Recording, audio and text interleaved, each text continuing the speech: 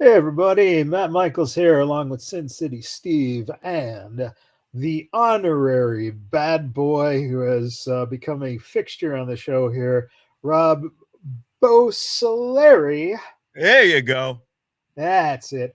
Uh, and we're going to talk a little wrestling. I think that's what we do, right? So here we go.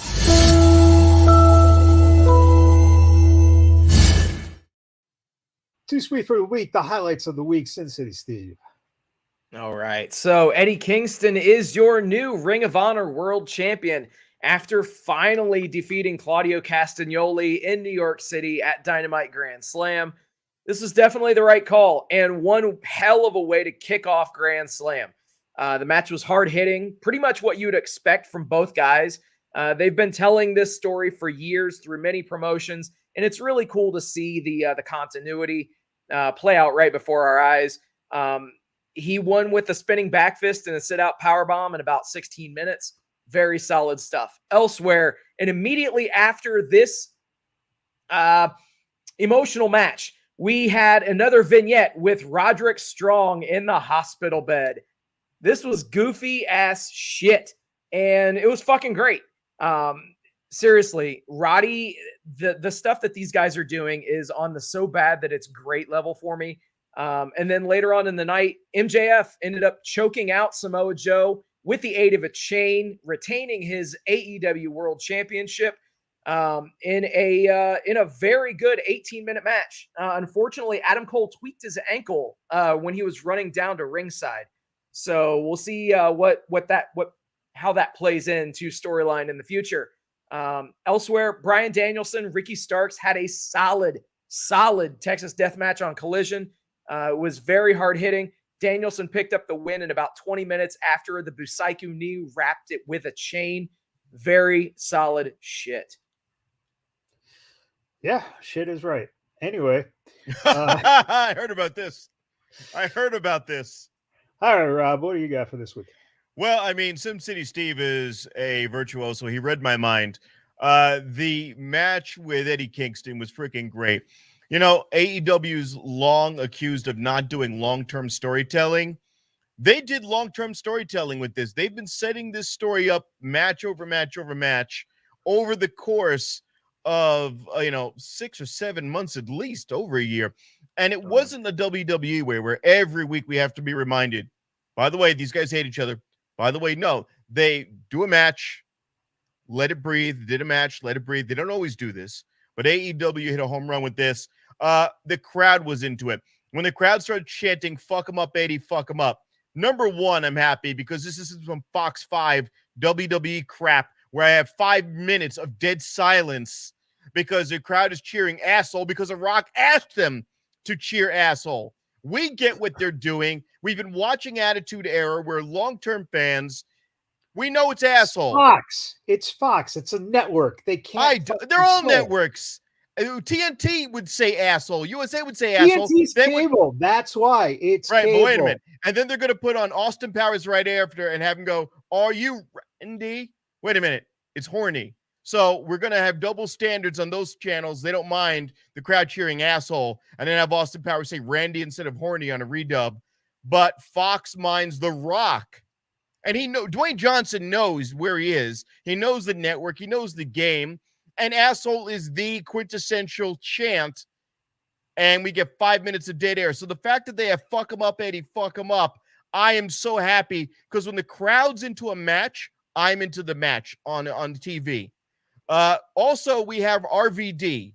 RVD with Hook being quintessential vintage RVD. You've got the crowd saying you've still got it. Were his moves super polished? No, he couldn't do the scissors perfectly. I will tell you from meeting the guy last year, he's a brick shit house. He's 6 and change, a lot of change. He's way bigger than the camera gives him credit for. His moves were damn polished by comparison to a lot of guys on AEW or WWE. This week's WWE, the SmackDown, wasn't as good. John Cena trying to save that end because it was supposed to be L.A. Drake and Eli Knight, whatever the hell. what we ended up with was him, doing what he does well. He's an actor. He's a very good actor, and he was good at improving. He took his beatings. He took his bumps. It was an exciting ending to SmackDown, but not as good as the week prior. Still pretty good. SmackDown is better than Raw. Raw is 3 hours of filler. There's nothing really there. And don't talk to me about the Judgment Day. The Judgment Day are 4 guys from Hot Topic, 4 individual wrestlers who were told to go to Spencer's Gifts, get as much goth crap as you can, okay, and make a team. Go. Oh, take the Mexican kid, goth him up too. Well, how do we do that? I don't know. Give him an Eddie Guerrero haircut. That's goth. That's Mexican goth. Somehow, in the 21st century, Mexican goth is dressing like Eddie Guerrero wearing tassels. I don't know what the hell happened, but that goth crap, it's going to go. I give them a year because, to be perfectly honest, there were better factions that that WWE's built in the last 5 years, but it was good. Right. It was good. Overall, SmackDown was good, just not as good as Dynamite or Collision. Collision and Dynamite were runaway shows. I don't know if the ratings are going to bear it out, but also you notice the stands are fuller. The people are filling up the stands. Shut the fuck up. Get the fuck out of here. You're done.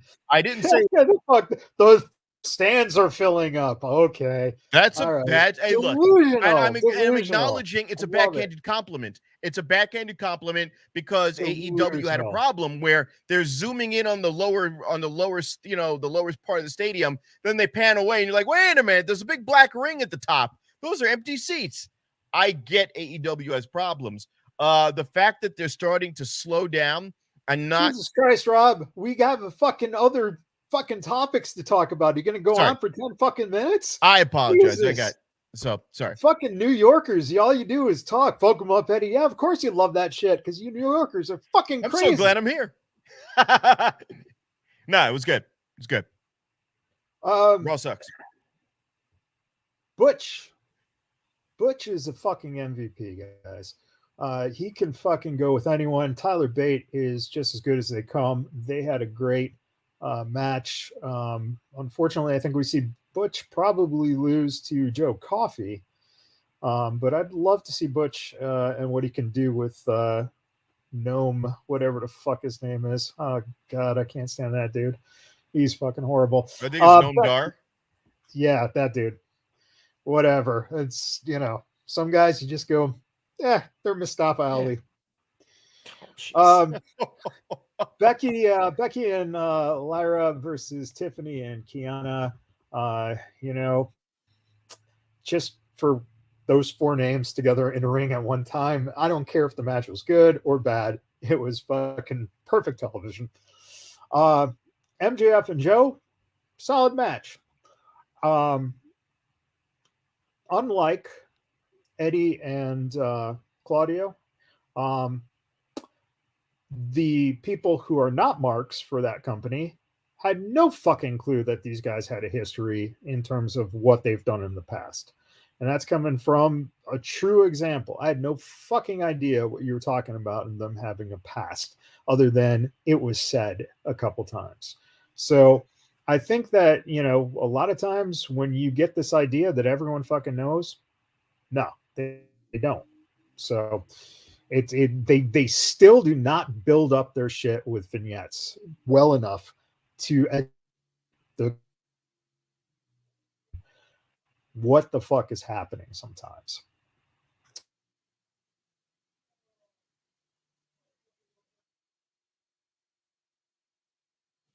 Well, he was mid-thought there. Yeah. Judgment Day. God Central, it works. And hey, man, I'd rather have Dom than Sammy Guevara any day.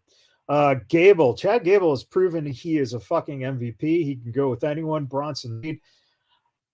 I mean, that was beautiful in terms of the storytelling. Gable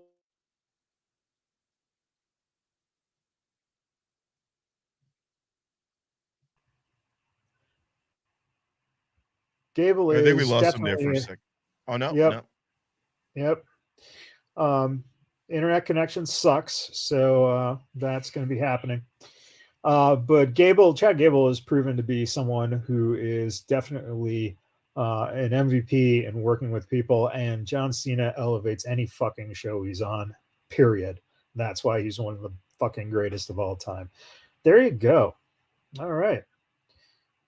Let's head over to Where's the Love?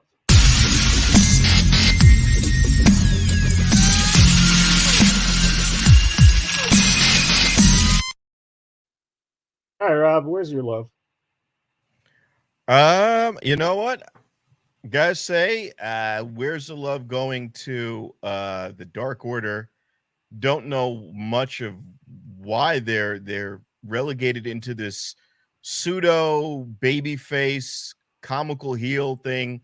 They really haven't found their footing since the passing of Brody Lee. The other thing is I would like to give some love to Impact Wrestling because they've got some good matches there. I liked their 5 vs 5 women's match. It was great.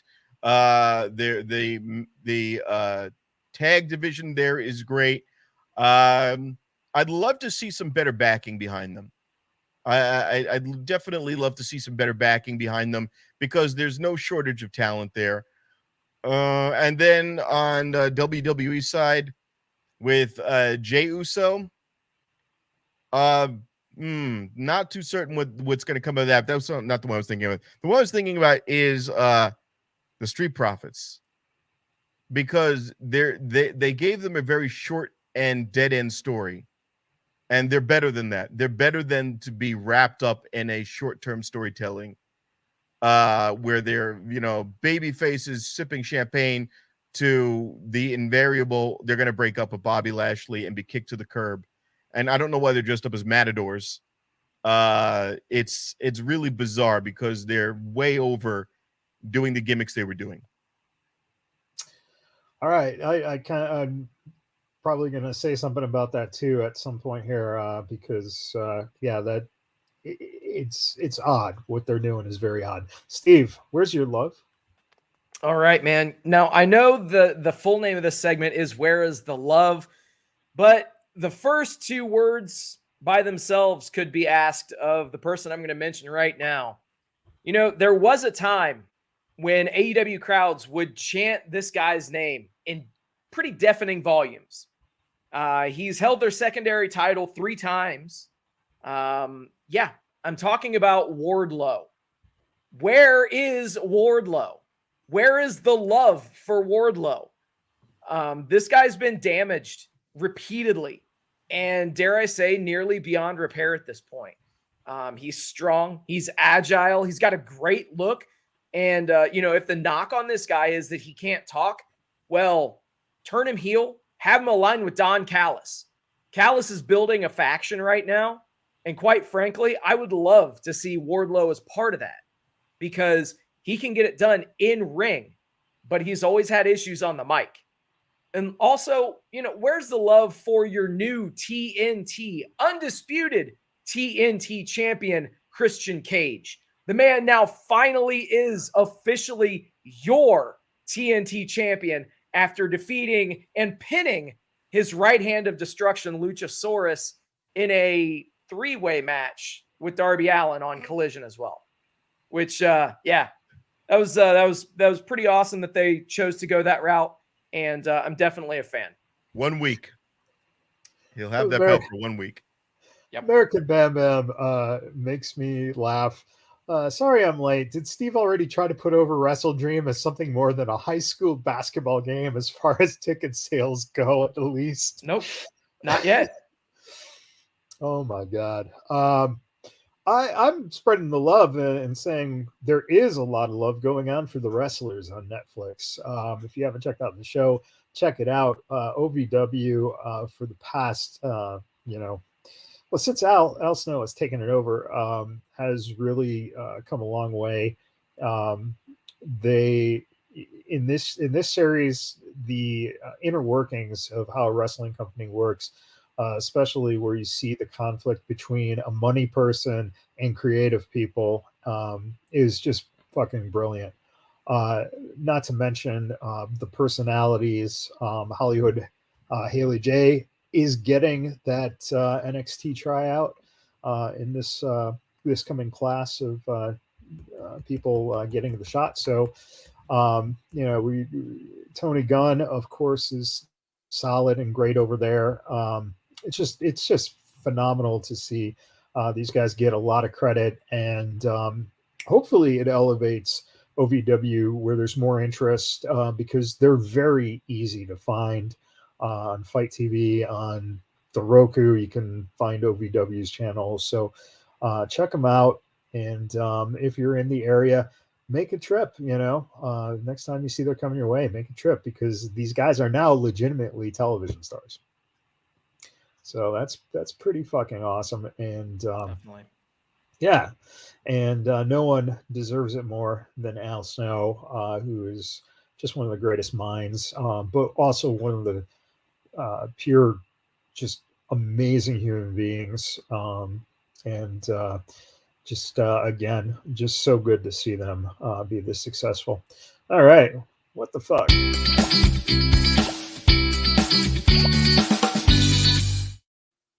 All right, Sin City Steve, what the fuck? Well, let's go ahead and talk about it. Ray Phoenix versus Jon Moxley. Let's just get it out there right now. The unfortunate thing is what was a good match will only be remembered for the botched fucking finish. Unless you've been under a rock. Moxley got knocked stupid very early in the match by a dive by Ray Phoenix. And was later diagnosed with what they're calling a minor concussion. Moxley called an audible on the finish and also on a title change in AEW.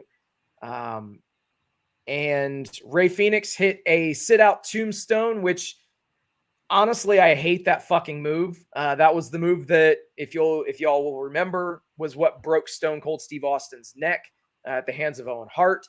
And Ray Phoenix hits him with this. It didn't look too much better than what happened to Austin.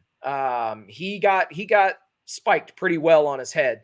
And the ref counted 1. The ref counted 2. The ref didn't count 3, but Moxley didn't kick out either. So obviously there was a giant what the fuck. So much so he didn't have a stinger. Yeah. So much so that you actually heard Moxley yell up to Rick Knox, "Count me fucking out." So what do? No, they don't do a roll-up. They don't do anything that would minimize damage possibly on Moxley's head or neck. They have him do the fucking sit-out tombstone spot again. And your new AEW International Champion, Ray Phoenix, which I don't have a problem with it, but just the way they fucking did it. Did Nia Jax direct that? Yeah. Dude, might as well. And then, of course, we get CJ Perry in AEW as a manager confirmed, but she's not going to be managing Miro. So they're going to be rehashing the Cuck storylines from WWE. Fucking great. Who knew that Miro and CJ had that kink? Well, as a viewer, I don't. What the fuck? Yeah, well, Tony Khan must. Evidently. He pays to watch. It just. When you got that much money. Hey, do your thing, I guess. The team is called the Jags, so I'm just saying.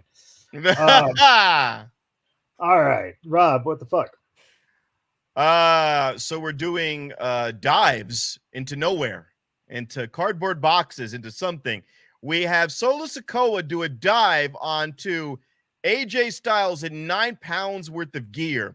He had all of his gear on too. He had a vest. He had the gloves. He had the kick pads. He had kick pads on the kick pads. He had a protective helmet. And he's sitting in a box, and we can't see anything. I've watched the Hardy Boys do this many times, and many other wrestlers do this many times. I want to see the body land on the other body. Instead, we get, oh my God, hold on. Let's see what it looks like. Let's see the aftermath. How in the fuck are you going to sell me on a dive? And you have to sell me that you impacted this guy. And then when we see freaking fucking the phenomenal one, he doesn't look hurt at all. He just looks a little winded. He's just like, oh, there's AJ Styles. He's a little winded. Oh, he certainly can't wrestle now because he took a mysterious dive that we didn't see. And then the Moxley thing, yeah. It's a what the fuck, because how are you going to end on such a sloppy move? And also, remember when they did this with Matt Hardy and they were like, dude, you cannot be doing this. You cannot restart a match for the sake of finishing it. You took a dive. You almost scrambled your damn brains on a swanton bomb into concrete. Fuck that. And what do? You do something sloppy like that again. That is really bad, especially when they released that announcement 2 months ago where there's a certain set of rules and regulations by which somebody could take a risk in the ring. It's dangerous all the way around. I'm sure they don't want to have to insure themselves for things like that. So that's a definite what the fuck. Why would you put your guy in that jeopardy again? So what the fuck? He's thinking about it. He's thinking, I might not be a mark after all. I just made fun of AEW for doing a sloppy job. I'm going to roll fucking comic by true. They should have used real glass in that match. That's what it comes down to. What the fuck? Don Callis, overkill already. Fuck it. Jesus Christ. It takes him 5 minutes to walk down to the ring. Wear some fucking socks too. Just ridiculous. Mox and Phoenix, we've talked. Yeah, everyone said it. Jesus Christ. Wasting Tony Storm. Hey, let's have her lose to Saraya right fucking now. Fucking stupid. This is why Tony Khan's a fucking moron. Hey, Sky Blue, Kiara Hogan, you're on shows this week, and you're both losing to Julia fucking Hart. I'm sure that was great backstage news. Motherfucker. Who the fuck are the Workhorsemen? What the fuck is that? You got me. Who the fuck is Mike Santana? You got me. Fuck, I don't know who these guys are. Hangman Page and the Bucks need a title. I need something, shoved through my fucking ears to go through my brain. Jesus Christ. But my favorite the fuck came on NXT on Tuesday. Backstage, NXT, Mustafa Ali was seen with Mackenzie expressing his frustration that he hasn't received a North American title opportunity despite his claims as the rightful number one contender. He criticized both Dominic Mysterio and Dragon Lee, stating that neither of them deserved to be champion. Ali vowed to address the situation on Raw. So everyone, please tune into Raw to see Ali address this situation because I'm sure it's going to be fucking phenomenal. And I'm sure that they knew that this was going to be a great segment when they were going to release him a couple days later. So what the fuck? That's a great way to just fucking let the guy say that shit. That was fucking awesome. No shit. Oh, fuck you. Fuck you, Ali. You were starting to get good and, found a character and you get released. Good, like when he was flicking light switches on and off. That was great. Flicking the light switches on and off. Ew. Oh, man. All right. Well.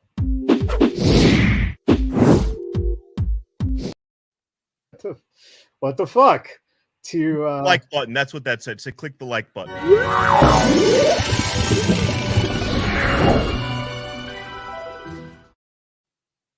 That's right. Technical issues, fun. What are you looking out for, Rob? I'm interested to see who CJ Perry's going to grab, because if we're going to do this and you're going to go the Cuck storyline, then who does she get? Ryan Nemeth? Like, who the hell does she get that is going to be? Because it's got to be some hunky dude. I'm actually looking forward to that. I'm kind of looking forward to seeing Becky Lynch do a heel turn, because if she's going to go through NXT and acknowledge that she's just wasting the NXT opportunities for all the women coming up, then the only thing left for her to do is a heel turn. She'll, I know that's going to happen. She was a better heel than she's been a baby face, and that's what I'm looking forward to. I have Becky versus Tiffany in the Extreme Rules match. I don't necessarily think she goes heel. I think that what they're doing is legitimizing Tiffany.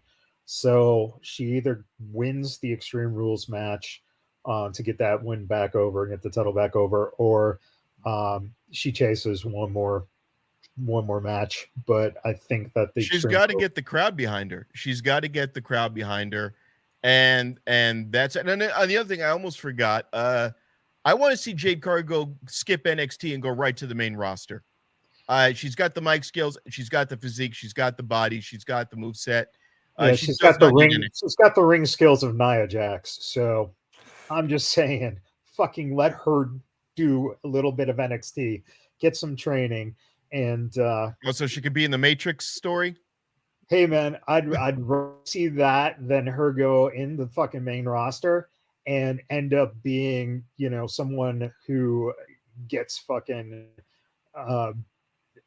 pushed out right away, because they will fucking bury her right away if she can't hold her own. So, also, honestly, majority of your audience probably doesn't even know who the fuck this girl is. Right. Exactly. Unfortunately. No, and this time I will agree with you. They don't know who she is. She doesn't have that name recognition, but if you throw her out there and she just goes, "I'm that bitch.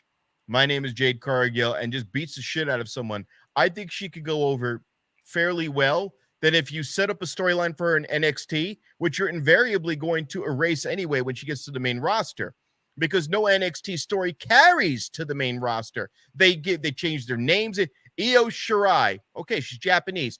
Io Sky. Well, what did she do in NXT? It doesn't matter. She did stuff in NXT, we're told. But it's almost like it never happened. So might as well just skip all that bullshit and go straight to it. Or do we need another Frankie Monet?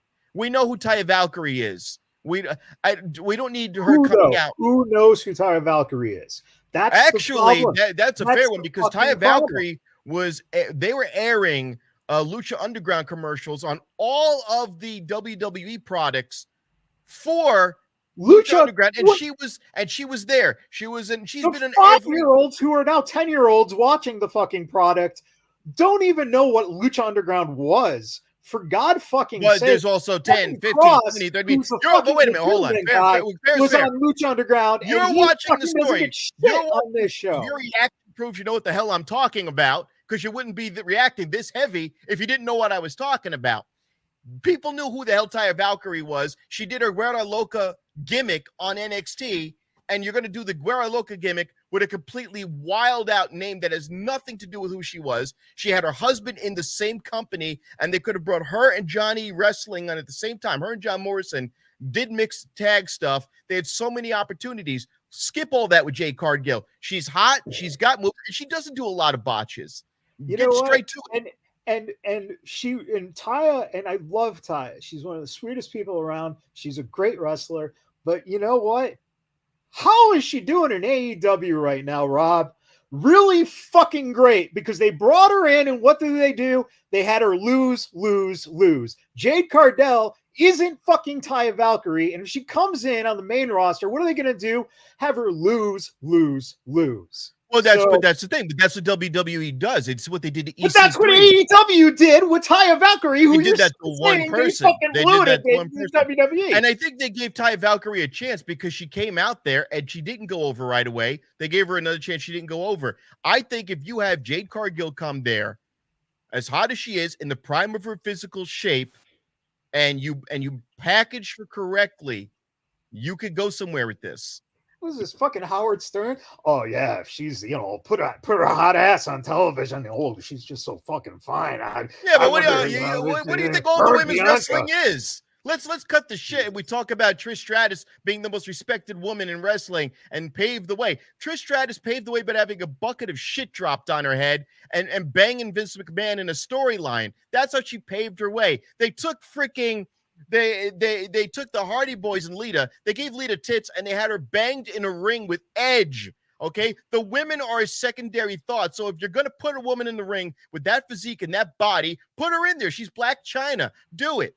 Do it. Just get it over with. Don't give me that NXT bullshit. And then you're going to 86 that storyline anyway. That's my point. Whatever she does in NXT is going to get washed out because we don't pay attention to NXT. How many people are watching NXT? The commercial for NXT is it's almost like More the real people thing. than are watching They don't even think they're good enough. Rampage and Collision.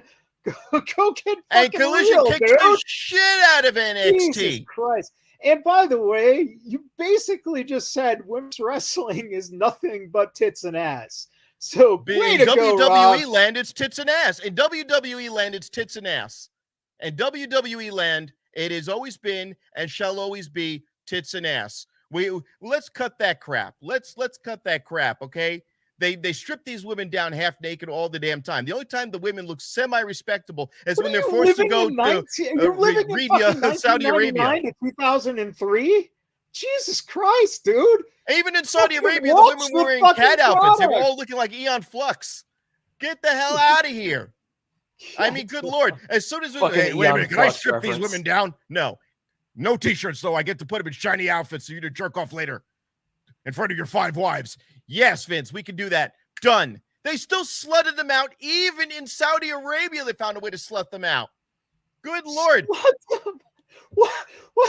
You just went from they wear little clothes to they wear too many slutty clothes. What the fuck, dude? What I was What saying the was, fuck? even when they were forced to be fully clothed in Saudi Arabia, they were still making them sexual objects. It's unfortunate. That's what it is.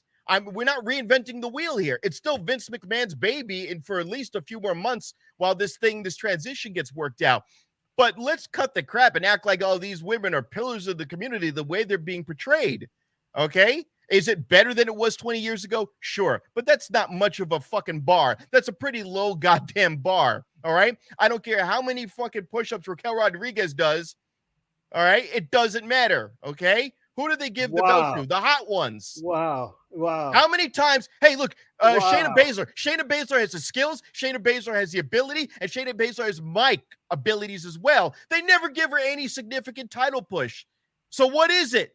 What is it Shayna Baszler is missing? I You don't want to know. bang her. I mean, That's the reality of it. Shayna Baszler Charlotte Flair and Becky Lynch have no fucking in-ring ability at all. They're just tits and ass. Let me tell you right now.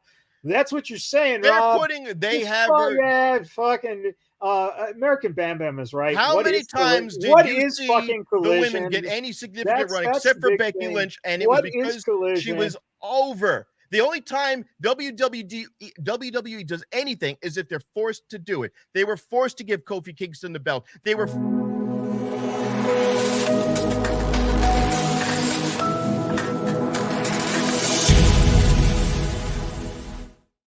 I love this. All right, Steve, what's your best in show this week? Well, first off, I'd like to tell you what I'm looking out for. But I didn't yeah, even know you fucking didn't even get a chance to look out for something because we got fucking Subway fucking New Yorker here fucking going around talking about how skanky wrestling is. Dude, I was just letting you guys rip because honestly, I'm just sitting back here and I'm entertained. So fuck it. In all seriousness, though, to indulge the marks in the chat, here you go, American Bam Bam. I am looking forward and looking out for Wrestle Dream. Yeah, that's right. Bryan Danielson and Zack Sabre, Swerve and Hangman, FTR and Aussie Open, Darby and Christian Cage, 2 out of 3 falls for the TNT title. And then Omega, Ibushi, and Chris Jericho versus Takeshita, Sammy, Guevara, and Will Ospreay. Yeah, all in all, very good shit. I'm looking forward to the show.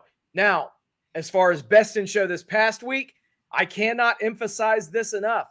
This week of AEW programming was great.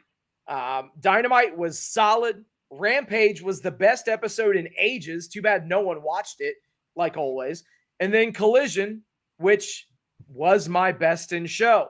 AEW Grand Slam, that populated 2 out of the 3 shows. And yet, of course, the show that I'm mentioning wasn't even a part of that Grand Slam billing. Collision has the formula right. Michaels, you mentioned vignettes. They are starting to do vignettes on this show. They are starting to make people give a shit, or at least open an eye to a character. We saw vignettes for the Righteous and Dark Order, which, say what you will, I might talk about them next week, but seeming like almost the same shit, except one group wears white, one group wears black. Honestly, group them together, that'd be a hell of a faction. Anyway, yeah, AEW Collision was best in show for sure. Rob, what's your best in show?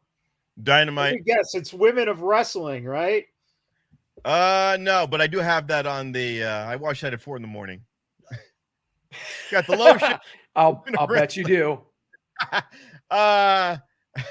Dynamite. I wanted to see Eddie Kingston win. He's the underdog, and he's the underdog who doesn't behave like an underdog. I'm from that part of the country. No shit. I'm 30 minutes away from Yonkers, where he's from. And when I first saw this guy, my first, exposure to him was in the Revolution on Impact Wrestling. I said, "Who the hell's this fat guy?" They're putting a body vest on him, like a bulletproof vest, to cover up the fact that he's got a beer belly.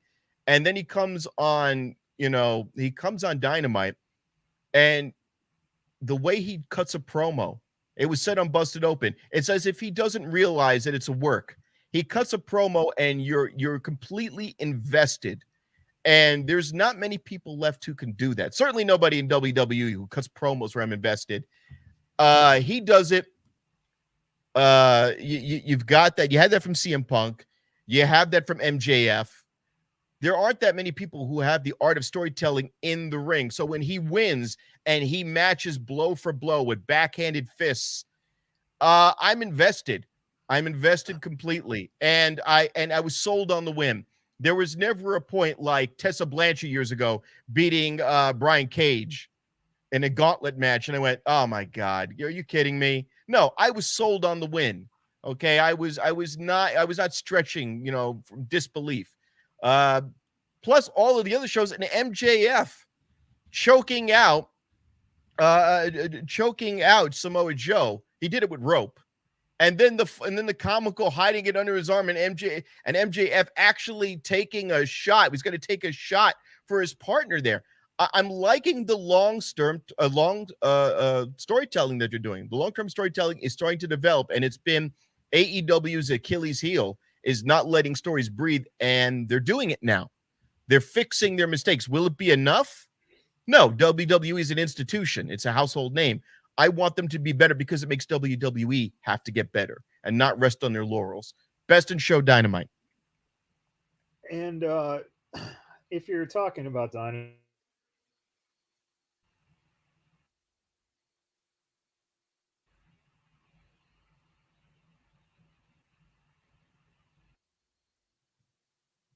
This is great. He had to consider what I was saying there, and it resonated with him in such a great way.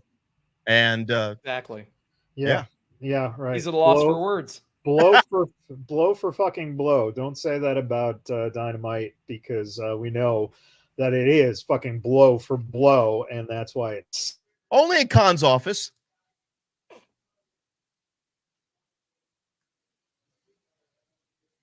And you get that look too. That's the Tony Khan look.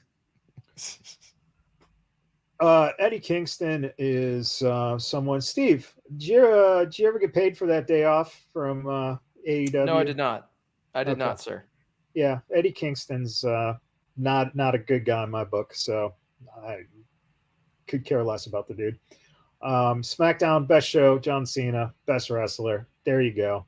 There you have it. Easy, said and done. All right. If you're listening to the podcast, tune in tomorrow for 3 Count. And if you're watching now, we're going to do 3 Count in just a little bit here. We're going to talk a little bit about the WWE releases this week. We're also going to talk about Chris Jericho talking about AEW and what's kind of been going on there. And we'll also talk a little bit about Moxley and Phoenix and that joy of a match that still has people going, did he get concussed or did he get a stinger or what the fuck happened? He got concussed trying to blade himself. Yeah, and he probably got a stinger trying to blade himself too. So Probably. he probably fucking. Do you think he uses the blade when him and Renee are in the bedroom? Oh, Jesus. Oh, Jesus Christ. Oh my God. Just saying. Very Oh my possible. God. Oh, I want old school JR there to do the commentary on that. Oh my God, there's blood everywhere. That's how we're going to end the note on the blood All right. everywhere in the bedroom. She's It's- busted open. It's going to be one of the most highly sexist episodes that's been ever done on this show. So, You know, if you bring me back next week, I'll top it. And yeah, I'm sure that's what Mock says every fucking week when he bleeds. So, Hello. all right. Until next week, everybody. Happy wrestling.